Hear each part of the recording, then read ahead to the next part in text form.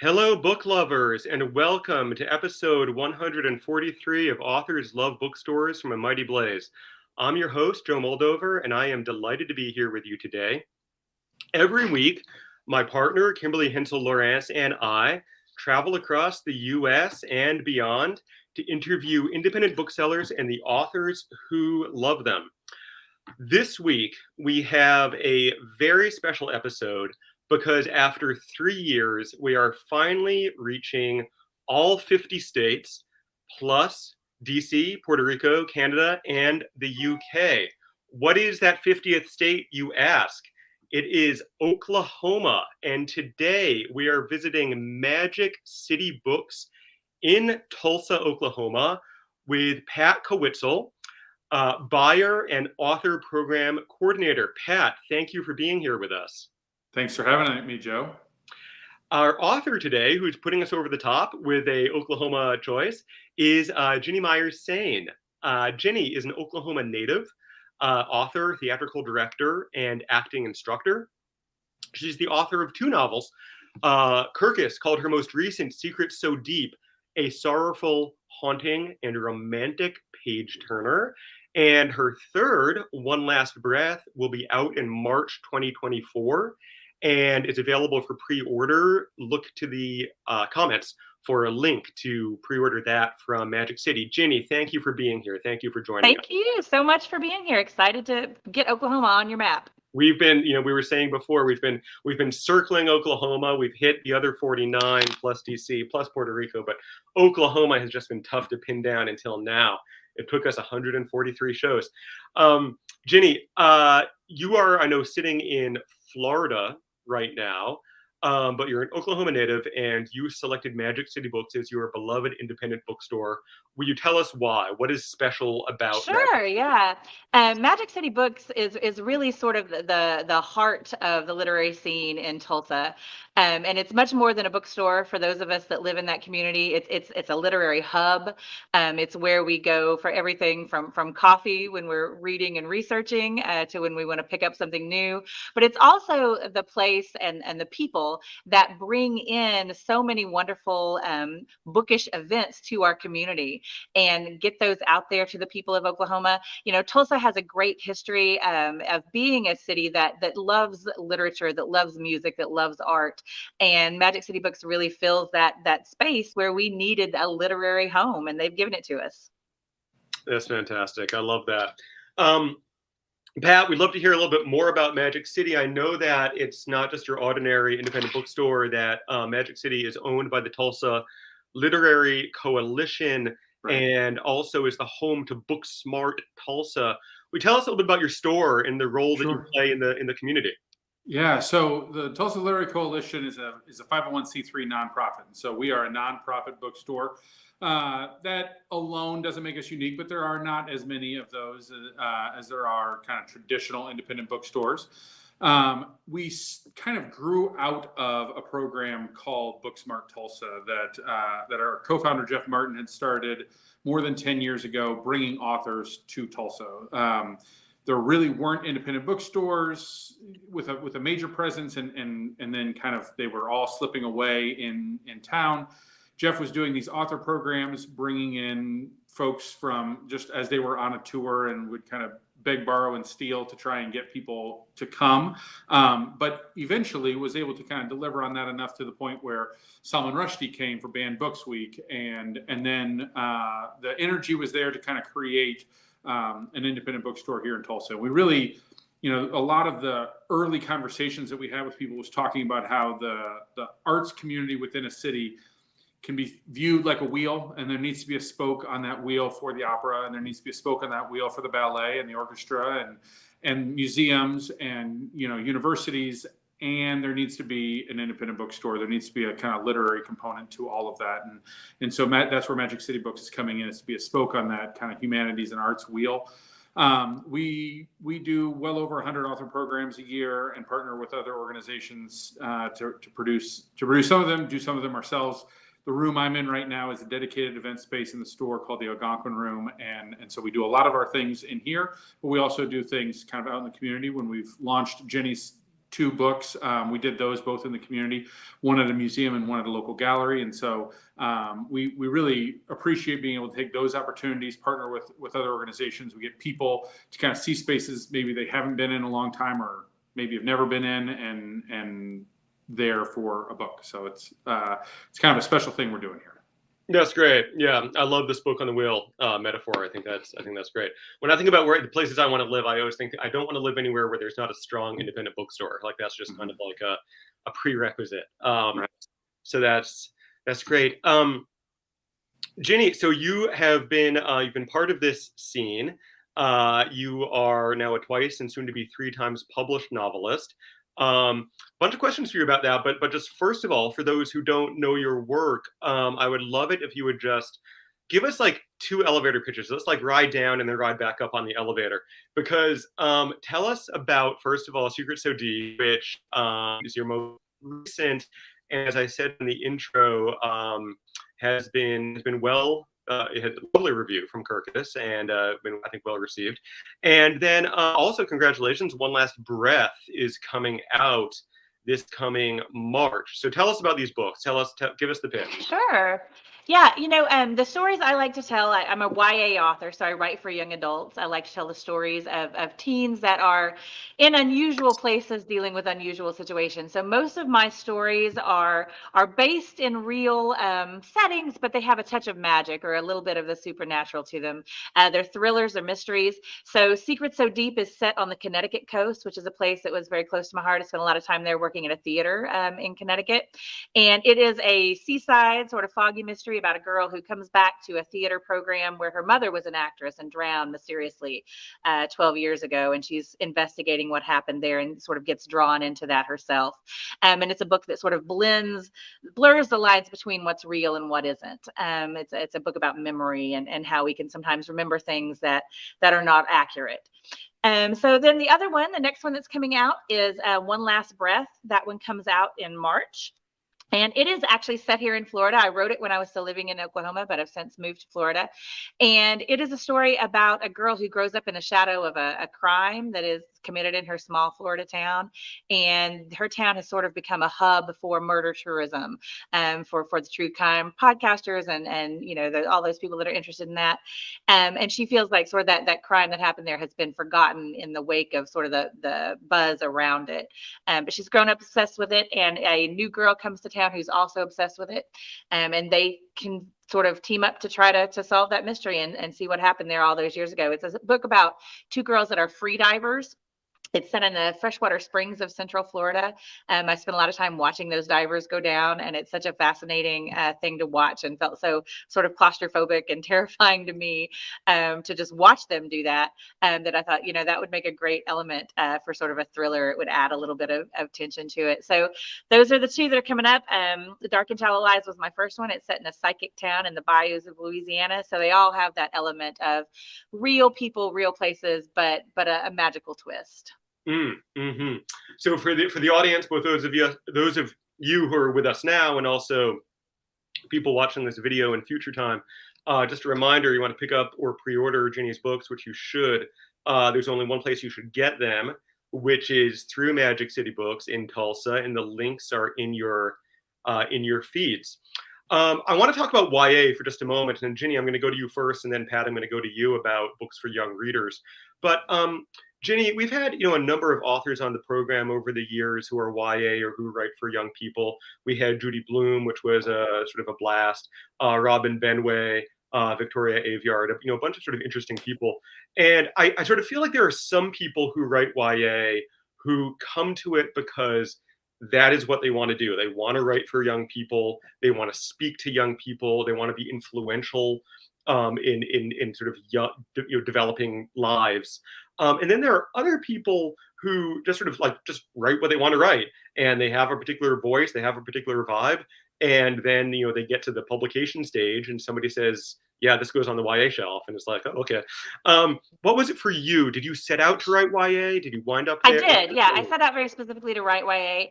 I worked for many years as a theatrical teacher and director in a program in Arkansas with a group of young people who were theater students who were very intent and very serious about pursuing careers in the theater. So it was sort of a college prep training program for young theater artists.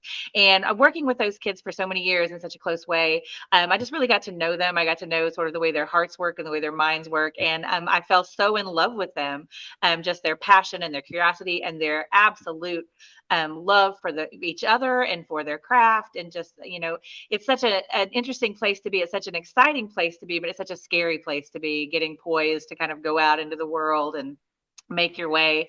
And so I knew when I wanted to write that those were the stories I wanted to tell. Those were the characters that I loved. And those were the voices that I heard in my head. So there was never any question for me that was what I wanted to write. Got it. That's great. Pat, I wonder if you, I believe Magic City does have, sort of a curated children's and YA, section to the store. I wonder if you could just sort of say a little bit about your thoughts about YA literature in particular today, the place that it has in the store, the place it has in the community, how you've maybe seen it change over time. What do you think its role is? Well, I think that there are kind of phenomenons that happen in young people's literature and in YA. I mean, as you kind of grade up into that, and those phenomenons tend to take up a lot of the space. They take up a lot of the oxygen, and right now, certainly graphic novels for both, middle grade, 8, 9, 10-year-old independent readers, all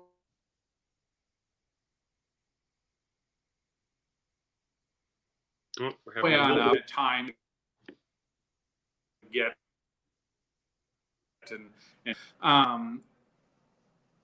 and the other thing that kind of sometimes happens in kind of, especially in the YA, is that the influence of social media is really present. And if you're not right on top of it, you're kind of missing some of the stuff that may be going on right now and what's exciting.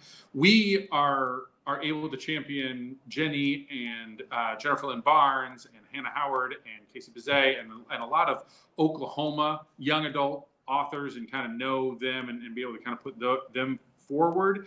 But sometimes it can be hard to know who's going to explode on TikTok and who isn't. And so just trying to kind of keep your pulse on that just a little bit. Luckily, it's not one person's job to do this. The whole book staff is always kind of on the lookout for what's popular and where that needs to go. And so we can try and meet what demand is there. Yeah. Gotcha.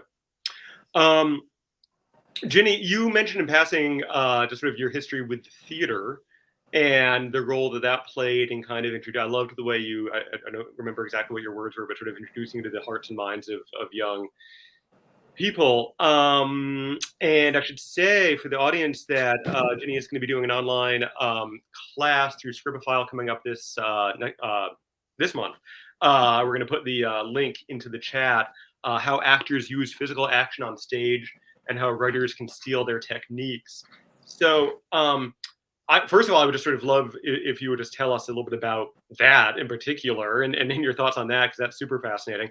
And then just sort of more broadly about the intersection between stage, gosh, I was going to say stage and page, and that's just awful,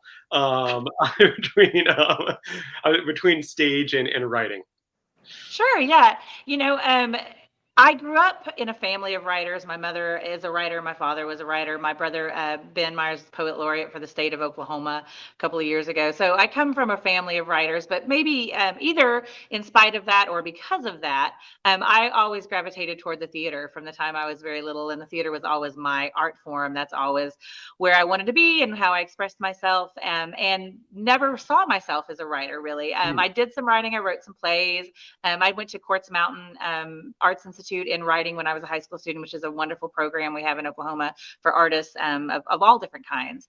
So I knew that I could write, but it was never really where I felt pulled to. I grew up in the theater, always doing theater. And it wasn't until I started kind of seriously thinking about writing that I did see a lot of the parallels and the places that there are overlaps and how really similar, especially directing and writing are. Mm. When you sit down to direct, your job is to see that big picture of the production that you're working on, not just the characters, but the setting and the costumes and the lights and the music, and how does it all come together? And how do all of those things interact to make a cohesive piece of theater? And writing is very much like that. I mean, you are the director. You're in charge of all of that when you write, which is kind of fun. So it was exciting to be able to do that same thing, only from a different perspective. I love one of my favorite talks that I give or workshops that I teach is that one about how writers can use the techniques that actors use on stage and directors use on stage, specifically as far as physical movement goes. Because in the theater, we use physical movement in very specific ways to underscore important moments in a scene, or to illustrate really immediately what the relationship is between two characters, to establish mood, all of that stuff. And writers can do that so well, and it's such a fun and different way to do it that it really is another just a neat tool that writers can put in their toolbox and pull out when they need it. We hear all the time as writers, show, don't tell. I mean, that's kind of the cardinal rule, that gets drummed into our head from the time we start to write. And using physical action is a great way. It's the easiest and the clearest and most immediate way to show what is going on in a character's head, or what a character's relationship is to another character, or what moments you really want a reader to notice and pay attention to. So that's a really fun thing to talk about. Yeah, no, I think the webinar looks awesome. And again, for the audience, it's in the registrations in the comments. I know, Ginny, I didn't know that you came from such a distinguished writing family, and I sort of feel like if I grew up in a family like that, I probably would have become like a dentist. But like, what what was that like for you? I mean, did you feel steered into writing in the arts? Or do you feel pressure? No, I never felt steered into anything. Yeah. My parents, I can't imagine anything that I would have said I wanted to do that they would have batted an eye at. Because I did say I was going to be, in the theater, and they said, sure, that's fine. So they were just very open and supportive. But I grew up in such an arts family. We were a family of writers, but always the arts across the board were important in my house. We grew up going to Little Theater. We grew up in a town with a really wonderful community theater program. We grew up going to those productions all the time. We grew up going to concerts and listening to records and, talking about art. So art was always something that was important in our household. And theater was where I gravitated toward. Like I said, immediately it felt to me like it was the art form that was mine. But I always wrote, and I always had an idea that I might come back to that someday. So it was a wonderful way to grow up. My mom is a children's author. She has 19 published novels and a picture book. So she's kind of the literary matron of Oklahoma children's literature. And I grew up all the time going to writers' conferences and having writers in and out of our house, and knowing that when we were on summer break, she was locking herself away writing in her room. She had 3 kids, so that was quite a feat. My father was a poet, and had the heart of a writer, certainly. He wrote a couple of books later on about the Oklahoma City bombing and the things that went on there. My brother was a poet. And even back further in our family, even though they wouldn't have called themselves writers, my grandparents, my aunts, my uncles, they're all storytellers. We come from a family with a really deep, deep, deep love of story. That's great. Jane, thank you for your comment. Jane over on Facebook is commenting what a great teacher you are and how supportive you are of other writers. So Jane, thank you for being with us. Jane. Pat, we're talking about theater, and you mentioned before the events at Magic City. I think people tend to think of writers as being introverts, and most of us are, and sort of sit in a room all day by ourselves trying to put words on paper. But I also kind of have a theory that a lot of writers are frustrated actors, and that one of the fun parts of literary events, is that these artists who are locked away with their computer for like 99% of the time. You actually get up on stage and get a mic and get to and get to go. I would love to hear. You mentioned Salman Rushdie coming for banned books. I would love to hear memorable or surprising author events in the store. People who, once they were live in front of an audience, were not what you expected, or were just sort of just totally delightful, or whatever. I mean, I know what stands out for you when you think about those events. Well, I mean, I'll tell you that one of the things that stands out. So sometimes you know, I've been in a position to talk to an author about their book. Sometimes we're able to kind of connect the author with another author locally, or with some other moderator that has some kind of connection to the work. But sometimes I'm available as kind of either a backup, or as just the one that's going to be able to do this, because other people have other ones that are on their plate. And so I do 1 or 2 of these a month. And sometimes you read the book and you're not all that excited about it. But every time you're talking to the author, the appreciation for that book just kind of grows, and what went into making the book, what went into the research, or how they were able to craft these scenes, or whatever it might be. And so I think that almost every time I'm in conversation with an author about a book, whether I loved it or I sort of liked it, I come away enjoying it a lot more. We're able to do some kind of special events. We have some people who are famous, sometimes not only for being an author. Last fall, we had Ralph Macchio, who most of the audience is going to know as the Karate Kid. Here in Tulsa, we also know him as Johnny from The Outsiders, and so he's such a large part of that film. That film is such a large part of our story here in Tulsa, especially from a literary standpoint. S.E. Hinton, went to high school here in Tulsa at Will Rogers High School, and that's where we did the event, was in the school where she attended, and the characters in her book walked those halls, right? Wow. And so because we were still under quite a few COVID protocols, and Ralph had this big tour, he was really generous to come early, sign books, and so that everyone that attended was going to get a signed copy of his memoir. But in that time, from 3:30 in the afternoon until 6, when we got all the books signed, you're just hanging out, and eventually Ralph Macchio just becomes Ralph, the guy who's signing books over there and going to talk to everybody. We get to the end of the night, everybody's going to do a photo line, and so take a quick photo with Ralph, and then go on with their night. And people could not handle the fact that they were this close to a guy that used to be on the wall of their bedroom when they were 13 years old. And they're just, they could hear you, but they weren't listening, right? Like, hey, you're going to step up here, you're going to step on that mark, we're going to take the photo, and you're going to go. And they could not process these instructions, because that right there, 10 feet away from me, is a guy that was on the wall of my bedroom when I was a 13-year-old, and so seeing people have that experience, getting to meet somebody that they've never imagined being able to meet before, and having that moment is a pretty fun thing. And so there's been a number of those kinds of things, and almost I would say nearly 100% of the time, authors live up to what you'd want them to be. And whether they are extremely famous, or somebody who just finished a book and nobody knew except their friends and family until yesterday. So it's really great. We've had such wonderful luck with the authors that we've featured here. That's wonderful. We're putting links for the audience to The Outsiders in particular, and to Ralph Macchio's book in the comments. The Outsiders thing is amazing. That's very, very cool. Jenny, I have a very specific question for you. Very specific question. I understand that you sometimes work in a haunted writing room. And so, first of all, I want to ask you about that.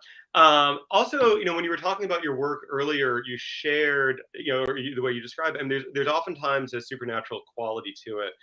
And beyond just wanting to hear about your room, I think that weaving supernatural elements into a novel in a sort of a credible way, you know, in a way that's not going to make people kind of roll their eyes or whatever. There's sort of a it's sort of a you know it's an art. First of all, tell us about who you're haunted by, and then secondly, tell us about writing in that form and how and any tips you have Sure. for doing that You credibly. know, first, let me say really quickly, hopping back to the Outsiders for a second. You know, writing YA, coming up writing YA in Tulsa. You know, you're always aware of this sort of heritage. You know, and going back to why I wanted to write, you know, that is a book that showed me early on as a high school student that YA is important. It's an important space to write in. That teenage characters have real stories to tell, real meaty, important stories to tell, and then to come into Tulsa in the literary space, and share that space with such an important book, you know, is such a it's a weight that you feel, and it's a responsibility that you kind of feel as a YA writer coming out of the Tulsa literary scene.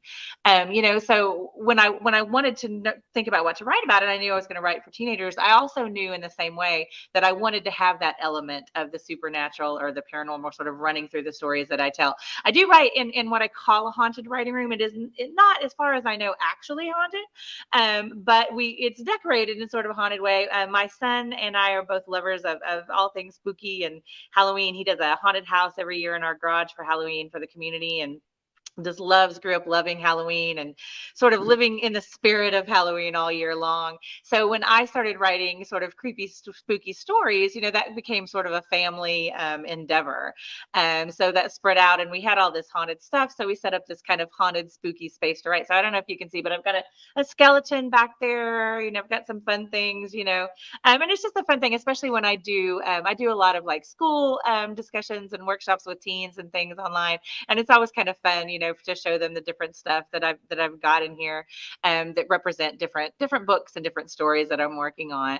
So I love that. As far as how to take those elements and sort of weave them into the stories, you know, I did not set out knowing how I was going to accomplish that. That's sort of something that came to me as I started working, particularly on my first book, Dark and Shallow Lives, which came out in 2021. And in that story, I had come across a town here in Florida when I was down here on vacation. I lived in Oklahoma at the time, called Casadega, Florida, which calls itself the psychic capital of the world. And it's just a tiny little place that is primarily populated by psychics. And you go to this little bitty town, and there's really nothing there except crystal shops and rock shops and tarot readers and fortune tellers and all of this stuff. And there's also a little bookstore there, a psychic spiritualist bookshop.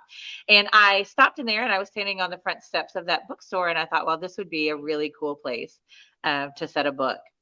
So that kind of gave me the idea of having that psychic element or that sort of supernatural paranormal element to that story in particular. So I went in trying to figure out how I was going to tell that story. And the question that came to me was, how do you keep a secret in a town full of psychics? And that's sort of the question that led me to the story that became Dark and Shallow Lies. And I enjoyed that so much, that weaving of that sort of supernatural thread through that story, and readers loved it and responded to it so well that I thought this is the kind of story I want to tell. And I did not know that exactly until I wrote that one and discovered it. So it was kind of a process of figuring that out. But you know, for me, the important thing with those stories is that the supernatural or the paranormal is a way to highlight something that is happening in the real world. It Mhm. parallels the experience. It heightens it. It shows us not so much, you know, what it is that is different, but what it is to be human. What about it can we show and illustrate it in that way? And it's just a fun way to look at it. It gives it a little bit of a different perspective. It's funny because I get a lot of questions, you know, about supernatural stuff and paranormal stuff, and I've always loved that. I mean, I grew up loving Shirley Jackson and, you know, all of those sorts of stories. I was always pulled to that, but I'm kind of a skeptic. You know, I'm a skeptic. I don't really believe in ghosts. I've never seen one. I'm not really a supernatural believer, but I am fascinated by it, and I love it, and I'm interested in it, and it's just always been something I've been curious about. I would love to be proved wrong. I would love to find out one night when I'm in here working at 3 a.m., as I often am, that my haunted writing room is actually haunted. And that would be fun. If that happens, I would be grateful and love the experience. But so far, I have not had a paranormal experience myself. Mm. I love what you say though about the idea of the paranormal sort of like accentuating rather than contradicting what's in the what's happening in the real world in a book. I think it's a really interesting idea. Um, Pat, I wonder about your thoughts. I mean, I think just it was a genre or whatever. I mean, supernatural, whether it's horror Mhm. or suspense or whatever, is just sort of I think it's just sort of such a perennial fascination for readers. I think constantly on the bestseller lists. Yes. I mean, what do you think it is that people are looking for? I mean, why do you think people just go back, again and again to Shirley Jackson, to Stephen King, to Right. yeah? I mean, Well, is it? Yeah. well, I think one of it is that, I mean, it goes back to what Jenny has talked about. I mean, like these storytellers. I mean, stories are more interesting when they have components that are outside of the ordinary. I mean, going to the grocery store and buying, the groceries for the week. That's a story, I guess. I mean, and you can make it kind of interesting, but it's more interesting if something happens while you're there. If all of a sudden, something that out of the ordinary happens, and so I think these supernatural elements are a little bit of that out of the ordinary. I think that, like Jenny says, there's an element of us that we want to believe in this. We want to have one of these experiences, and live to tell about it. And so I think that's a big reason for that. We have a book club that's meeting in the store in a couple of hours, and they're talking about Shirley Jackson, this month. And so they're doing We Have Always Lived in the Castle as their selection for this month. That's another thing, is that they're books that people have read and they want to talk about, and so that kind of continues to help perpetuate it a little bit. It's the same way. I mean, that fantasy can kind of come into that and be that, whether that's world building or the fantasy of the happy ending romance or whatever it might be. That getting an opportunity to escape and to have that entertainment. I think that's why that holds up. It's something that's a little bit out of the ordinary, and your brain is able to latch on to those extraordinary things, and continues to perpetuate it. And then, people talk and are able to have that shared experience around a common book that they all love. Yeah, and you both mentioned this idea of people sort of like wanting to be proven wrong in some way, and I think that is a piece of it. That I think people just sort of want to, sort of, I think we struggle to believe that there is more than what we just kind of see around us and experience with our senses. And it would just be so great if, like, if there was something more. And I really get that. I really get that feeling of sort of that yearning for to be proven wrong. When my kids were young, whenever we went to a new city, we'd always do the ghost tour, and I mean, I think that sort of taps into that desire. That's wonderful. That is great. We are going to be moving toward book recommendations in just a few moments. Ginny, I do want to ask you though, so your third novel, again, is coming out in March, One Last Breath. Are you willing and able to talk about book 4, or is it too? I can talk about it a little bit. Okay. I can't say a lot about it yet. It hasn't been announced officially or anything, but I can talk about it a little bit. I do have a fourth one that is actually, I'm sending to my editor tomorrow, Wow. so I'm finishing it up today, and it's another YA thriller mystery with some paranormal magical elements to it. What I can tell you about it is that this one is set in the Ozark Mountains in Arkansas. I grew up in Oklahoma, but I went to college in Arkansas and lived there for many years after college. That's where I taught in a theater program that I was speaking about earlier, was in Arkansas, in Clarksville, Arkansas, which is a little town sort of at the foothills of the Ozarks. And always, the Ozark Mountains have always fascinated me. I mean, they're a place of really deep lore and deep history and deep tradition. And I was always kind of aware as a college student there, looking up at those hills and knowing that if there were magic places, if there were places where magic happened, that it just might be in the hills of the Ozarks. You know, it was such a sort of a magical place to all of us who went to this tiny liberal arts university in that particular place. Magic for a lot of reasons. So I always wanted to tell a story there. That's where that one will be taking place, and that's about all I can say about it. It should be out about a year after One Last Breath, so look for it hopefully coming too soon. Maybe we'll have a title and a cover to share before too long. Fantastic. Congratulations. That's great. Okay, well, it is time to sell some books. And, again, a reminder to our audiences that we are supporting Magic City Books in Tulsa, Oklahoma. Links are going to be to buy books through Bookshop to support Magic City. So please use those. Pat, you're the professional, so we're going to go to you first. What are you excited about these days? What books do you want to tell us about? Yes. All right. So first is a book that just came out this week. I'm a huge baseball fan. Why We Love Baseball by Joe Posnanski.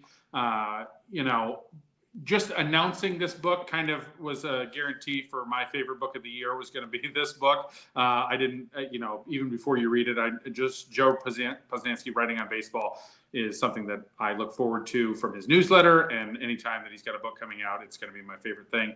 It's a countdown of 50 greatest moments, but there's actually a lot more than 50 moments in the book in baseball history and just so many great stories in that book.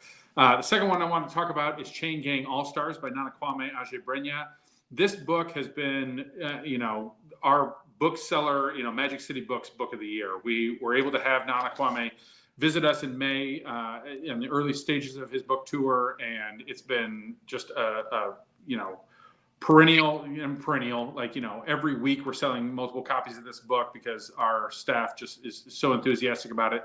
It's our go-to fiction choice. Hey, I'm looking to read something really good. This is the book we want people to be reading. And then the last one, Ginny's mom, Anna, wrote a book for younger readers about the Tulsa Race Massacre called Tulsa Burning. It's an excellent book. But there's a one that came out this year called Built from the Fire by Victor Luckerson.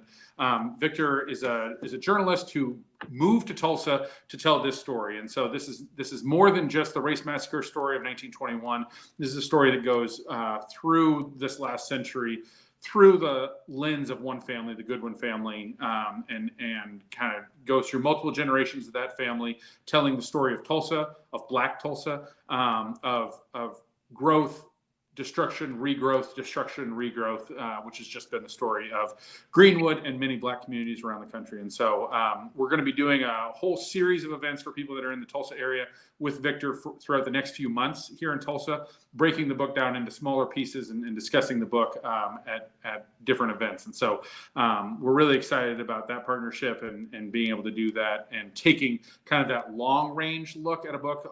So many times author programs, it's get together for one night, spend an hour talking about it, and then moving on and not really bringing it back up. And so Victor, through this series, is allowing us to kind of take a slower look at things and really focus more in depth on each section of the book.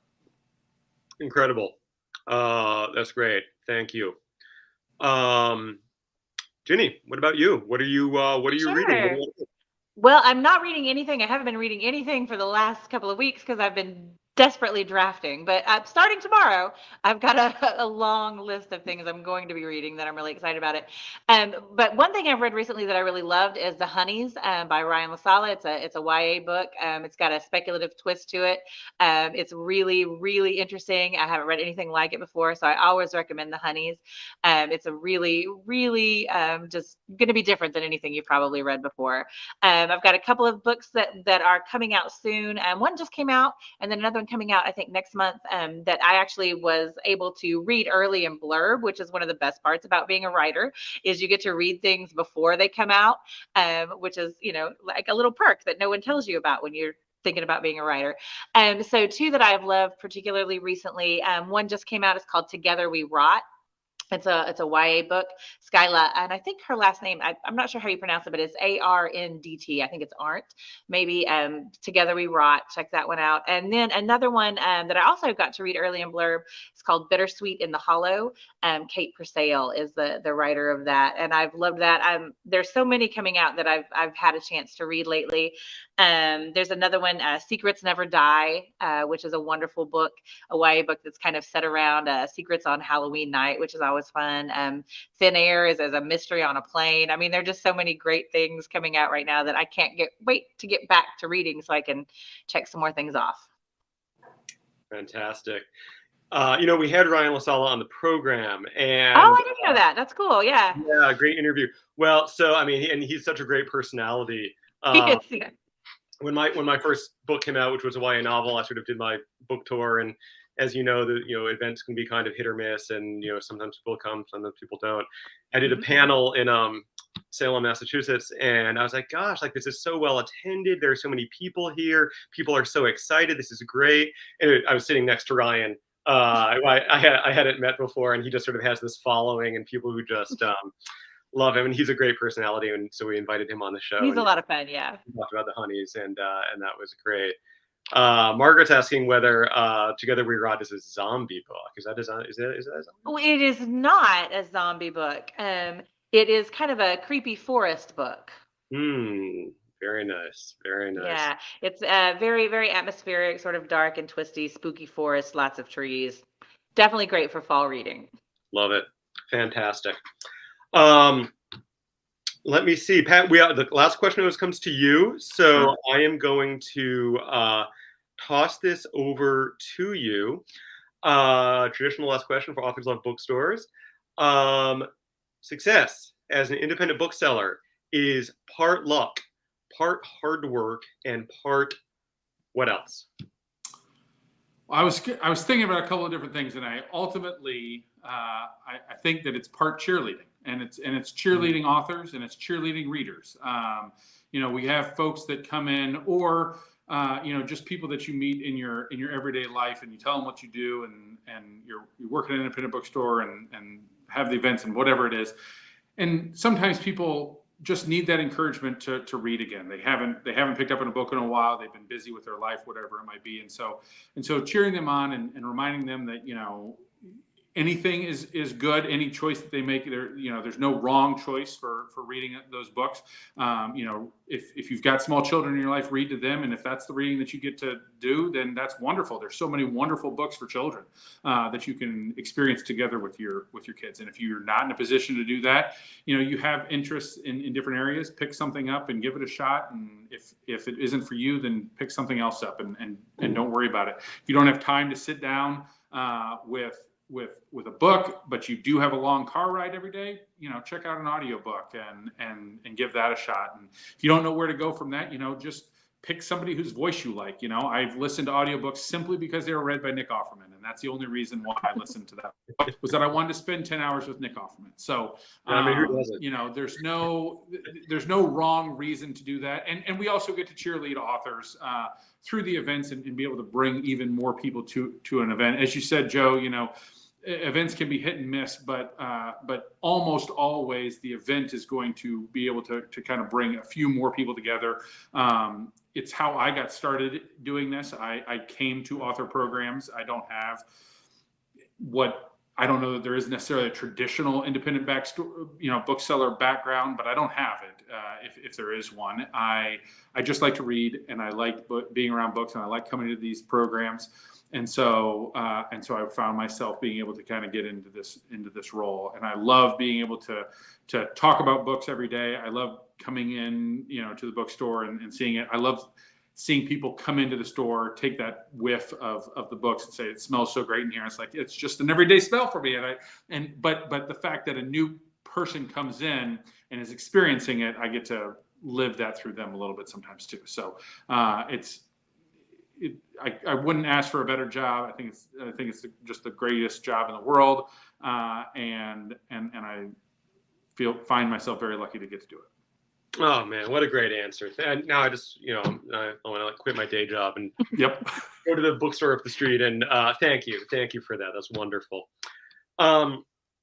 It has been a complete pleasure speaking to the two of you. Thank you both so much for joining us today. Pat Whistle, Magic City Books, Ginny Myers Sain. It's been delightful. Margaret says, yeah, great reason to visit Tulsa. That is exactly right. Thank you to the audience. Thank you for being here. This is a very special show. This is our after 3+ years, we have now visited and supported independent bookstores in all 50 states, plus DC Yay. and Puerto Rico, and internationally. So thank you. Thank you to my friend and partner and fellow writer, Kimberly Hensel Lawrence, for doing it with me. Thank you to Mighty Blaze and Jenna Blum. We have another special show coming up tomorrow. We are usually a 1-show-a-week crew, but we are back tomorrow. Just for our audience, we are supporting You and Me Books in New York, an independent bookseller that recently was unfortunately hit by a fire and is trying to move on, trying to keep selling books. And we're going to be supporting You and Me along with author Ava Chin. So special day and time, Thursday, 4 p.m. Eastern time. Yeah, please log on to support You and Me. As always, thank you for being here. Thank you for joining us. Stay well. Keep reading. Thanks, Thank Joe. you. Good to see you, Jenny. Thanks.